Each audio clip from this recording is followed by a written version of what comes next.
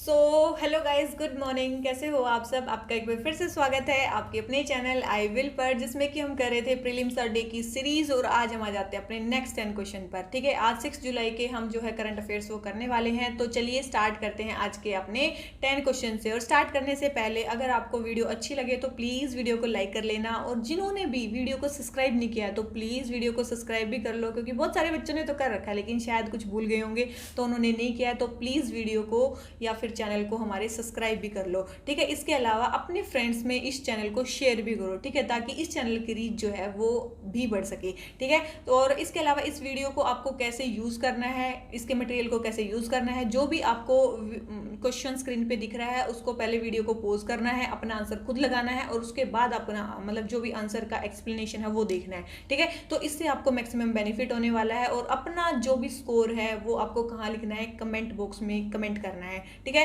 तो चलिए जल्दी जल्दी से वीडियो स्टार्ट करते हैं अपने 10 क्वेश्चंस की। ठीक है, तो जल्दी जल्दी से 10 क्वेश्चन करिए। Best of luck for your 10 questions, और हम मिलते हैं वीडियो के लास्ट में। ठीक है, तो जाइए जल्दी जल्दी से वीडियो को देखिए। ठीक है,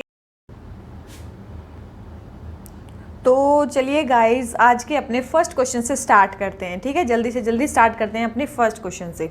तो हमारा फर्स्ट क्वेश्चन क्या बोलता है, कंसिडर द फॉलोइंग स्टेटमेंट्स। हमें कुछ स्टेटमेंट्स को कंसिडर करना है। सबसे पहले है the earth spins around an imaginary axis which passes through the north pole, its centre of mass and south pole. बोल रहे हैं कि जो अर्थ स्पिन करती है ना अपनी एक्सिस पे, तो वो एक लाइन जो होती है वो इमेजिनरी लाइन होती है जो नॉर्थ पोल से पास करती है।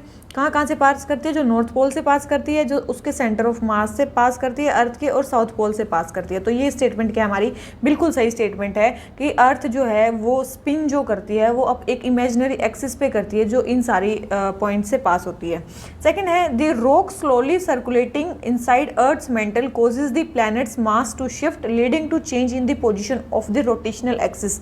क्या बोल रहे हैं कि जो रॉक्स हैं जो स्लोली सर्कुलेट करती रहती हैं अर्थ की मेंटल के अंदर, वो क्या करती हैं, प्लैनेट के मास को शिफ्ट कर देती हैं। वो एक कारण है प्लैनेट के मास को शिफ्ट करने का, जिससे मेनली रोटेशनल एक्सिस की पोजीशन है वो भी थोड़ी बहुत चेंज हो जाती है। तो ये स्टेटमेंट भी बिल्कुल सही है। अगर रॉक स्लोली सर्कुलेट कर रही हैं अर्थ के मेंटल के अंदर तो इससे क्या, रोटेशनल एक्सिस की पोजिशन भी थोड़ी थोड़ी चेंज हो जाती है। बिल्कुल सही है। थर्ड है ocean currents and even hurricanes are also responsible for the change in position of earth's rotational axis.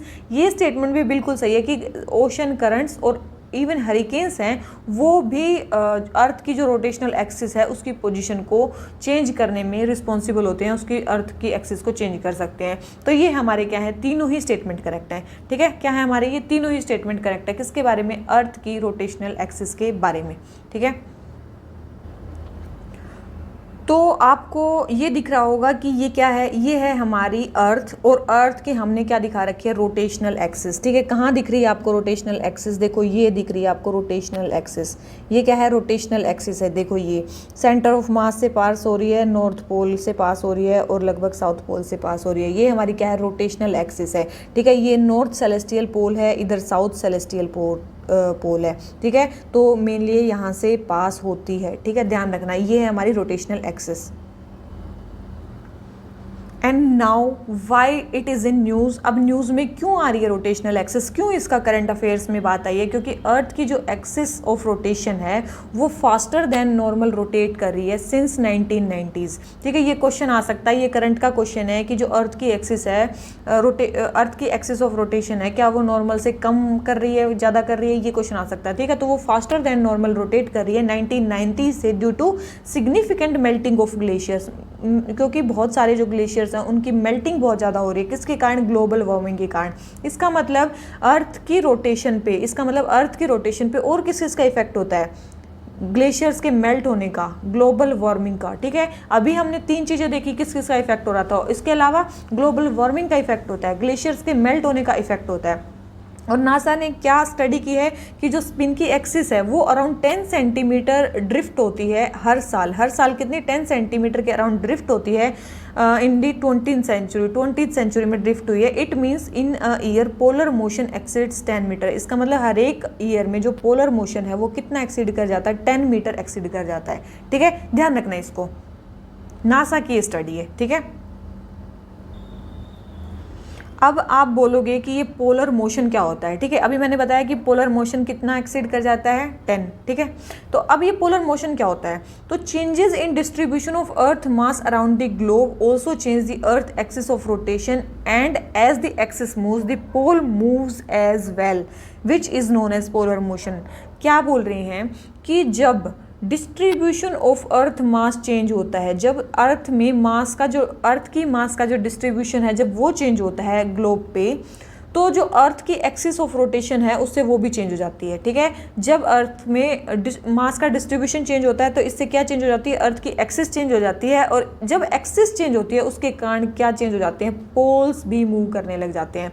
उसके कारण क्या हो जाते हैं, हमारे पोल्स भी मूव करने जाते हैं, मूव करने लग जाते हैं। उसी को बोलते हैं पोलर मोशन, उसी को क्या बोलते हैं, पोलर मोशन बोलते हैं, ठीक है। और अर्थ की रोटेशन डिक्रीज करेगी अगर उसका जो मास है वो अगर रोटेशनल एक्सिस से दूर जाएगा, ठीक है। अर्थ की रोटेशन क्या करेगी, डिक्रीज करेगी। क्या करेगी, अर्थ की रोटेशन डिक्रीज करेगी अगर अर्थ का जो मास है वो रोटेशनल एक्सिस से दूर जाएगा। रोटेशनल एक्सिस से अगर मास दूर जाएगा तो अर्थ की रोटेशन क्या करेगी, डिक्रीज करेगी, ठीक है। फ्रॉम पोल्स टुवर्ड्स इक्वेटर की तरफ अगर जाएगा, और नहीं जाएगा तो इसका मतलब उल्टा हो रहा है। और अभी मेनली क्या है, अर्थ की रोटेशन, अभी हमने क्या बोला था कि अर्थ जो है वो फास्टर रोटेट करने लग गई है, मतलब अर्थ की रोटेशन क्या हो गई है, इंक्रीज हो गई है। अभी न्यूज़ में यही इसलिए ना कि अर्थ की रोटेशन अपने एक्सिस पे इंक्रीज हो गई है। अगर अर्थ की रोटेशन अपनी एक्सिस पे इंक्रीज हो गई है, इसका मतलब मास क्या हो रहा है, उसके पास आ रहा है, दूर नहीं जा रहा। मास मतलब उस एक्सिस के क्या आ रहा है, पास आ रहा है। ये चीज़ ध्यान रखना, ठीक है। तो ये जो चीज़ है ना, ये ज्योग्राफी में आपसे अच्छे से पूछी जा सकती है, ठीक है। ये डिफरेंट कंसेप्ट है, याद रखना इसको, ठीक है। अब ये देखो कि और मेजर फैक्टर्स क्या हैं जो अर्थ की एक्सिस की रोटेशन को शिफ्ट करते हैं, ठीक है। मेजर फैक्टर्स क्या हैं जो मेनली शिफ्ट करते हैं अर्थ की एक्सिस को, ठीक है। तो बहुत सारे हैं, जैसे कि अर्थ की मास का रीडिस्ट्रीब्यूशन अगर होता है प्लेनेट के अंदर, सोयल अगर शिफ्ट होती है, आइस सीट्स शिफ्ट, मतलब जो आइस सीट्स हैं वो शिफ्ट होती हैं, सीज शिफ्ट होते हैं, ठीक है। मेंटल में कोई मूवमेंट होता है, तो ये सारी चीज़ें हैं जो हैं वो मेनली क्या कर सकती हैं, अर्थ की रोटेशन, अर्थ की एक्सिस पे जो रोटेशन है उसको शिफ्ट कर सकती हैं। इसके अलावा melting of glacier, climate change, ठीक है, ग्लोबल वार्मिंग, ठीक है, ग्राउंड वाटर पंपिंग, ये भी ध्यान रखना, ग्राउंड वाटर पंपिंग भी चेंज कर सकता है, ठीक है, नॉन ग्लेशियल एरियाज में। तो एक चीज़ ये सारी चीज़ें ध्यान रखना, ठीक है। मैंने अभी आपको बता दिया है कि कौन कौन सी चीज़ें अब अर्थ की रोटेशन को क्या कर सकती हैं, चेंज कर सकती हैं, और अभी न्यूज़ में क्यों है मैंने वो भी बता दिया है, ठीक है। ग्लोबल वार्मिंग के कारण ये चीज़ें इम्पैक्ट हो रही हैं। तो चलिए ये क्वेश्चन हो जाता है कंप्लीट, आ जाते हैं अपने मेन पेज पे, ठीक है। तो हमारा ये क्वेश्चन नंबर फर्स्ट जो हो जाता है वो हो जाता है कंप्लीट। शायद आपको अच्छे से समझ में आ गया होगा। आ जाते हैं नेक्स्ट क्वेश्चन पे। नेक्स्ट क्वेश्चन हमें क्या बोलता है, हमें बताना है क्या ही हो रखा है ये, ठीक है। कंसिडर दी फॉलोइंग स्टेटमेंट्स, हमें कुछ स्टेटमेंट्स को कंसिडर करना है, ठीक है। इसको फर्स्ट मानना, इसको सेकंड मानना, इसको थर्ड मानना, ठीक है।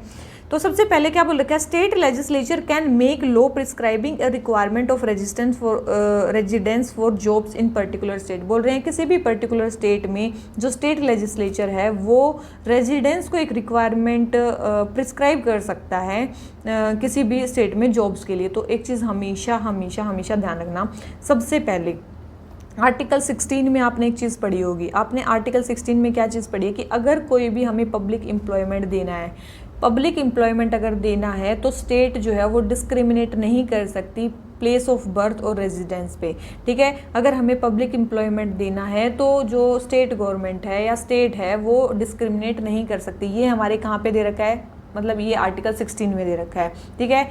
आर्टिकल 16(2) में हमारा क्या दे रखा है, आर्टिकल 16(2) में दे रखा है कि हमें किसी भी सिटीजन के साथ कोई डिस्क्रिमिनेशन नहीं करना है। उसको एम्प्लॉयमेंट देने में किसके बेसिस पे, ना रिलीजन के बेस पे, ना रेस के बेसिस पे, ना कास्ट के बेस पे, ना सेक्स के बेस पे, ना डिसेंट के बेस पे, ना प्लेस ऑफ बर्थ के बेस पे, ना रेजिडेंस के बेस पे, ठीक है। कितनी सारी चीज़ें हैं, religion, race, caste, sex, place of birth, descent and residence, इन किसी के भी बेसिस पे हमें उनके साथ डिस्क्रिमिनेशन नहीं करना है उनको एम्प्लॉयमेंट देने में। लेकिन एक तीसरी चीज़ यहाँ पे आर्टिकल 16 पार्ट 3 में और भी लिख रखी है कि अगर रेजिडेंस को जॉब्स के लिए अगर प्रिस्क्राइब करना भी है अगर रेजिडेंस को जॉब्स के लिए प्रिस्क्राइब करना भी है तो मेनली उसमें लॉ कौन बना सकती है, ओनली पार्लियामेंट। कौन बना सकती है उसमें लॉ, ओनली पार्लियामेंट लॉ बना सकती है, स्टेट लेजिस्लेचर वहाँ पे लॉ नहीं बना सकता है। तो फर्स्ट स्टेटमेंट तो होगी हमारी रॉन्ग की जो स्टेट लेजिस्लेचर है वो लॉ बना सकता है, बिल्कुल भी नहीं बना सकता है। सेकंड है reservation for SC ST and OBC is refer to as vertical reservation, ये स्टेटमेंट बिल्कुल सही है। वर्टिकल रिजर्वेशन में मेनली क्या होता है, SC ST और OBC को रिजर्वेशन दिया जाता है।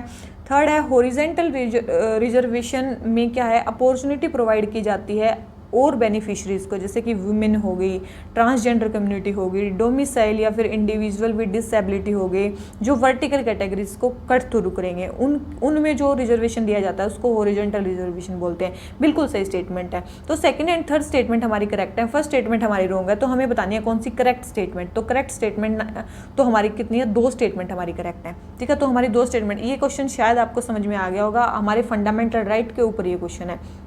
ठीक है, फंडामेंटल राइट के ऊपर क्वेश्चन है, आर्टिकल 16 के ऊपर भी क्वेश्चन है। आर्टिकल 16 क्या बोलता है, आर्टिकल 16(1) क्या बोलता है, आर्टिकल 16(2) क्या बोलता है। ठीक है, समझ में आया। आर्टिकल 16(3) क्या बोलता है, अगर लॉ भी बना सकती है रेजिडेंस के बेस पे तो कौन बना सकती है, ओनली पार्लियामेंट लॉ बना सकती है। ठीक है, आ जाते हैं अपने क्वेश्चन नंबर 3 पे। क्वेश्चन नंबर 3 हमें क्या बोलता है, एक्सटेंडेड फंड फैसिलिटी के बारे में बताना है। किसके बारे में, एक्सटेंडेड फंड फैसिलिटी के बारे में। सबसे पहले extended fund facility is a lending facility of the international monetary fund. बोल रहे हैं कि ये इंटरनेशनल मॉनेटरी फंड की एक लेंडिंग फैसिलिटी है। ठीक है, बिल्कुल ये उधार देती है IMF एक्सटेंडेड फंड फैसिलिटी के थ्रू, बिल्कुल सही स्टेटमेंट है। सेकेंड है it mainly provides assistance to countries for fulfilling development needs. तो याद रखना एक्सटेंडेड फंड फैसिलिटी जो मेनली दी जाती है किसी भी कंट्री को, वो दी जाती है अपने स्ट्रक्चरल इम्पेडिमेंट्स या स्लो ग्रोथ को सही करने के लिए, बैलेंस ऑफ पेमेंट की पोजीशन को सही करने के लिए। ठीक है, जब किसी भी कंट्री को सीरियस पेमेंट इम्बैलेंस की प्रॉब्लम हो जाती है तो उसको सही करने के लिए मेनली जो extended fund facility mainly IMF provide करता है। तो ये बिल्कुल भी डेवलपमेंटल नीड्स को फुलफिल करने के लिए नहीं दी जाती है, मेनली स्ट्रक्चरल जो इम्पेडिमेंट्स जो हो गए हैं किसी इकोनॉमी में उसको ठीक करने के लिए मेनली दी जाती है। ठीक है, ध्यान रखना इसको। तो सेकंड स्टेटमेंट रॉन्ग होगी। थर्ड है amounts drawn under EFF can be repaid over 5 to 10 years in instalments. तो ये स्टेटमेंट बिल्कुल सही है। जो भी अमाउंट ड्रॉन करेंगे उसको 4.5 से 10 साल के अंदर, 5 से या 4.5 से 10 साल तक 12 इक्वल सेमी एनुअल इंस्टॉलमेंट्स में वापस देना होता है। ध्यान रखना इसको। ठीक है, ये चीज़ ध्यान रखना, 4.5 से 10 साल के अंडर आपको रीपे करनी है। 5 साल में भी कर सकते हो, 5 से 10 साल में कभी भी आप उसको रीपे कर सकते हो। और कैसे आपको करना होगा, 12 इक्वल सेमी एनुअल इंस्टॉलमेंट्स में। ठीक है, इंस्टॉलमेंट्स में आपको क्या करना होगा, ये रीपे करना होगा। ठीक है, ध्यान में आया, आपको समझ में आया। ठीक है, ये है मेनली किसके बारे में, एक्सटेंडेड फंड फैसिलिटी के बारे में। तो हमें बतानी है करेक्ट स्टेटमेंट कौन सी है। तो थर्ड स्टेटमेंट भी हमारी क्या है, करेक्ट है। तो फर्स्ट करेक्ट है, थर्ड करेक्ट है, तो हमारी 2 स्टेटमेंट करेक्ट है। सेकंड स्टेटमेंट हमारी क्या है, रॉन्ग है। देखो जो हमने ये पेज निकाला है, ये निकाला है हमने IMF की वेबसाइट से ही।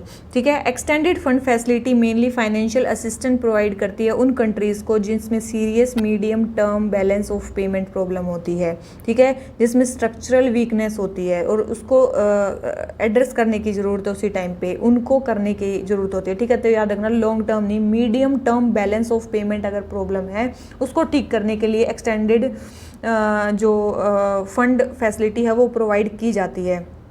ठीक है, पर्पज़ इसका क्या होता है वो हमने बता दिया कि भाई पर्पज़ क्या होता है, मेनली स्लो ग्रोथ। ठीक है, स्लो ग्रोथ या फिर सीरियस पेमेंट अगर इम्बैलेंस हो गया है स्ट्रक्चरल इम्पेडिमेंट्स के कारण या स्लो ग्रोथ के कारण या फिर weak balance of payment position के कारण, तो इसमें मेनली असिस्टेंस प्रोवाइड की जाती है, सपोर्ट प्रोवाइड किया जाता है ताकि आप उन चीज़ों को ठीक कर सको। ठीक है, मेनली एलिजिबिलिटी कौन किस किस की, जितने भी मेंबर कंट्रीज़ हैं जिनमें सच में एक्चुअल और पोटेंशियल एक्सटर्नल फाइनेंशियल नीड्स की ज़रूरत है उनको ये दी जाती है। मोस्ट ऑफन इसको कौन लेती हैं, मोस्ट ऑफन कौन सी कंट्रीज़ लेती हैं, ये बहुत इंपॉर्टेंट है। ठीक ठीक है। मोस्ट ऑफन इसको कौन लेती हैं, एडवांस या फिर अमर्जिंग मार्केट कंट्रीज लेती हैं। कौन लेती हैं, एडवांस या अमर्जिंग मार्केट कंट्रीज मेनली इसको लेती हैं, लेकिन लो इनकम कंट्रीज भी समटाइम्स इसको यूज़ कर लेती हैं। किसके साथ, एक्सटेंडेड क्रेडिट फैसिलिटी के साथ। तो ध्यान रखना, एक्सटेंडेड क्रेडिट फैसिलिटी के साथ समटाइम्स EFF को भी वो यूज़ कर लेती हैं। तो मेनली जो लो इनकम कंट्रीज हैं वो किसको यूज़ करती हैं, एक्सटेंडेड क्रेडिट फैसिलिटी को यूज़ करती हैं। ठीक है, कई सारी इसमें कंडीशनैलिटी भी मेनली IMF लगाता है कि आपको ये चीज़ें चेंज करनी होंगी, स्ट्रक्चरल रिफॉर्म करने होंगे, ये सारी चीज़ें करनी होंगी। ठीक है, और जब IMF आपको कंडीशनैलिटी देता है किसी कंट्री को, तो उसके बाद क्या करेगा, रिव्यू भी तो करेगा कि आप उन चीज़ों को फॉलो कर रहे हो कि नहीं कर रहे हो। तो पीरियोडिक रिव्यू भी किए जाते हैं। जो उस कंट्री ने पॉलिसीज़ या प्रोग्राम इम्प्लीमेंट किए हैं उनका पीरियोडिक रिव्यू भी किया जाता है। और वो कौन करता है, IMF का एग्जीक्यूटिव बोर्ड। कौन करता है, IMF का एग्जीक्यूटिव बोर्ड रेगुलरली एक्सेस करता है जितनी भी ये चीज़ें की जाती हैं। ठीक है, तो अब टर्म कितनी है, कितने साल तक मेनली ये लोन दिया जाता है एक्सटेंडेड फंड फैसिलिटी के अंदर। वैसे तो 3 साल के लिए दिया जाता है मेनली तो, लेकिन ये 4 साल तक भी दिया जा सकता है। ठीक है, याद रखना, ये वैसे तो नॉर्मली टिपिकली 3 साल के लिए अप्रूव किया जाता है, लेकिन एक्सटेंड 4 साल तक भी ये दिया जा सकता है।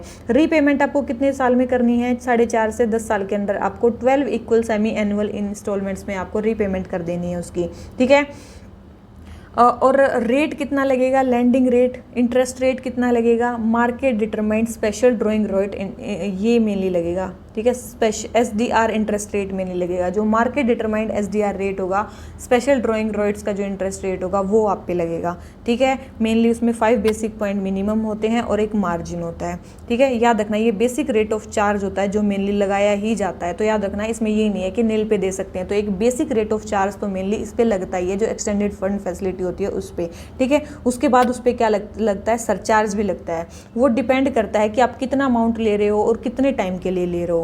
ठीक है, समझ, याद रखना, सरचार्ज किसके बेसिस पे लगता है, आप कितना अमाउंट ले रहे हो और कितने टाइम के लिए ले रहे हो। समझ में आई ये बात।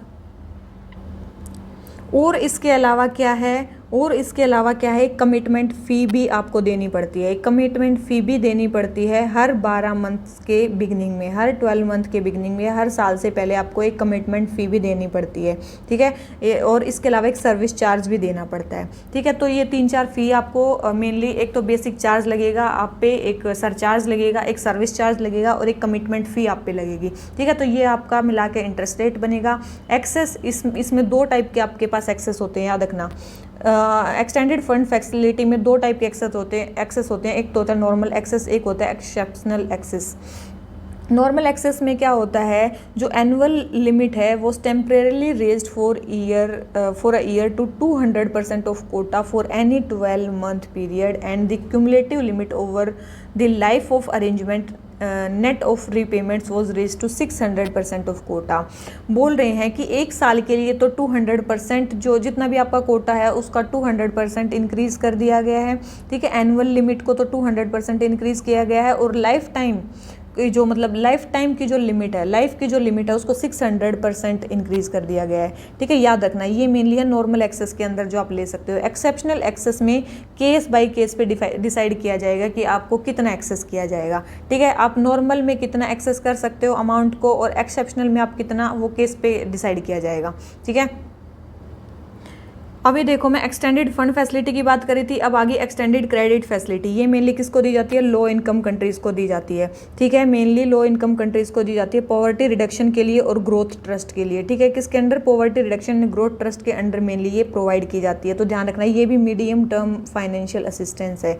ये भी मीडियम टर्म फाइनेंशियल असिस्टेंस है, मैंने आपको बताती है, ये मेनली पॉवर्टी रिमूवल के लिए दी जाती है। इसकी मेनली ड्यूरेशन कितनी होती है, 3 से 5 साल होती है। ठीक है, और मैक्सिमम पीरियड कितना होता है, 5 साल। ठीक है, याद रखना, मैक्सिमम ओवरऑल पीरियड 5 साल होता है, और 3 से 5 साल तक की मेनली ये इसकी ड्यूरेशन होती है। और जो हमारी एक्सटेंडेड फंड फैसिलिटी थी उसकी कितनी थी, 3 से 4 साल। ठीक है, ध्यान रखना, एक्सटेंडेड क्रेडिट फैसिलिटी की 3 से 5 साल है, याद रखना। ठीक है, रीपेमेंट कितने में करना है, ग्रेस पीरियड आपको 5.5 साल का दिया जाता है, और फाइनल मैच्योरिटी आपको 10 साल में करनी है। ठीक है, तो इसमें 4.5 से, पहले वाले में कितनी थी, एक्सटेंडेड फंड फैसिलिटी में 4.5 से 10 साल में देनी थी, इसमें आपको 5.5 से 10 साल के अंदर आपको दे देनी है। ठीक है, इंटरेस्ट रेट अभी 0 है, ध्यान रखना। एक्सटेंडेड क्रेडिट फैसिलिटी में देखो 0 रेट पे आपको मिल रहा है। ठीक है, करंटली 0 है इसका रेट, ध्यान रखना।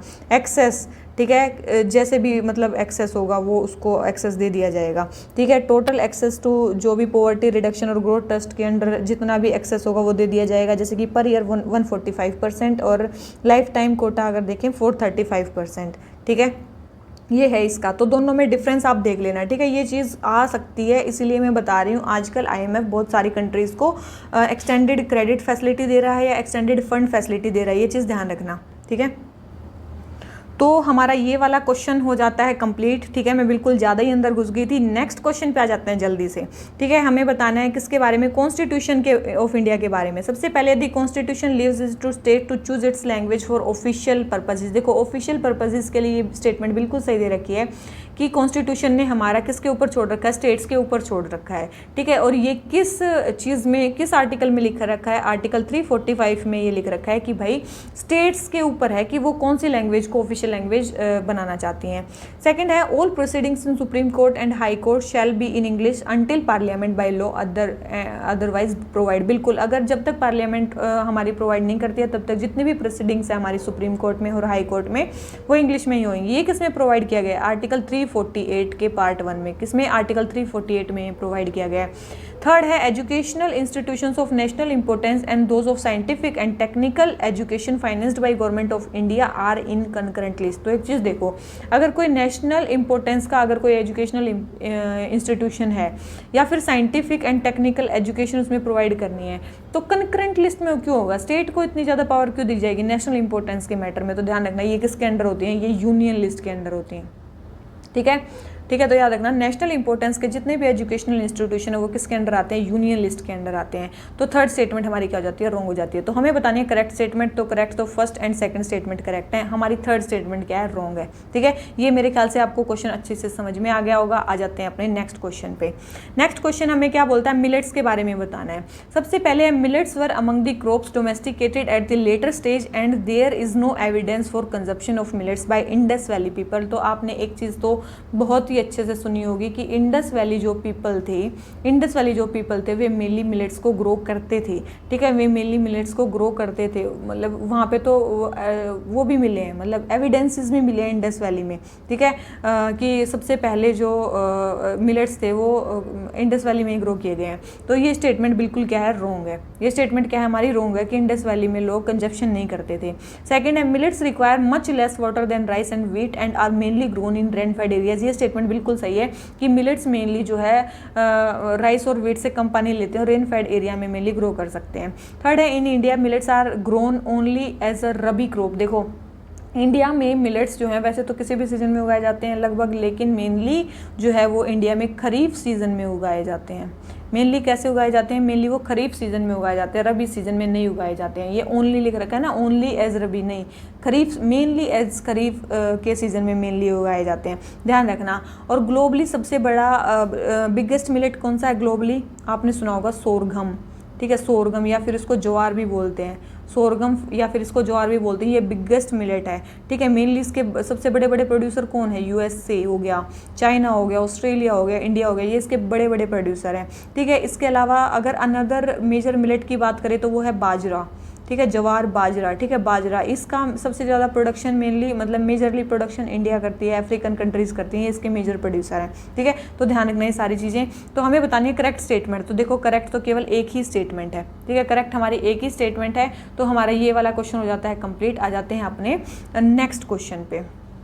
नेक्स्ट क्वेश्चन हमें क्या बोलता है, हमें बताना है चैल्कोलिथिक पीरियड के बारे में। ठीक है, चैल्कोलिथिक पीरियड के बारे में बोल रहे हैं painted pottery was practice during this period. इस पीरियड में मेनली पेंटेड पोट्री का यूज़ किया जाता था। ठीक है, पेंटेड पोट्री का मेनली यहाँ पे यूज़ किया जाता था। तो बिल्कुल आपने सुना होगा कि वहाँ पे मेनली ब्लैक पोट्री, ठीक है, ब्लैक और या फिर रेड वेयर पोट्री का मेनली यूज़ किया जाता था, ब्लैक या फिर रेड कलर का यूज़ किया जाता था। तो बिल्कुल सही है। सेकेंड है, people started using iron but did not know of copper and bronze. तो आपको याद रखना चाहिए यहाँ पे आयरन का तो बिल्कुल यूज़ नहीं होता था, क्योंकि चैल्कोलिथिक एज के बाद ही हमारी आयरन एज आई है, इसके बाद ही हमारी आयरन एज आई है। ठीक है, लेकिन वो कॉपर और ब्रोंज के बारे में तो बिल्कुल अच्छे से जानते थे। ठीक है, तो ये स्टेटमेंट हमारी क्या होगी, बिल्कुल रॉन्ग दे रखी है, बिल्कुल उल्टी दे रखी है। थर्ड है, a new technology for smelting metal और वॉज डेवलप्ड। बिल्कुल यहाँ पे स्मेल्टिंग मेटल और के लिए जो टेक्निक थी वो यहाँ पे यूज़ की गई थी। ठीक है, तो सेकंड स्टेटमेंट इनकरेक्ट है, फर्स्ट एंड थर्ड हमारी क्या है, करेक्ट है। तो हमारा आंसर क्या आ गया इसका आंसर आ गया हमारा, दो स्टेटमेंट सही हैं तो बी। ठीक है, हमारा आंसर क्या आ गया, बी। ठीक है, आ जाते हैं किस पे, अपने नेक्स्ट क्वेश्चन पे।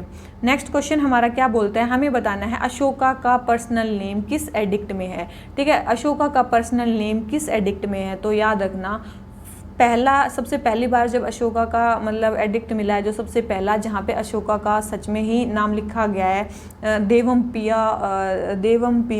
पियादसी, वो कहाँ पे लिखा गया है, वो लिखा गया है कहाँ पे, मस्की में। कहाँ पे लिखा गया है, मस्की में लिखा गया है, ये आपने पढ़ा भी होगा। ठीक है, और देखो चलो ये तो था कि मस्की में उन्होंने यूज़ किया था, और कहाँ कहाँ पे उन्होंने यूज़ किया था। ठीक है, मस्की में यूज़ किया था, याद रखना, एक ब्रह्मगिरी में यूज़ किया था, एक गुजरा एमपी में यूज़ किया था, और एक नेटूर जो आंध्र प्रदेश में थे एडिक्ट्स, वहाँ पे यूज़ किया था।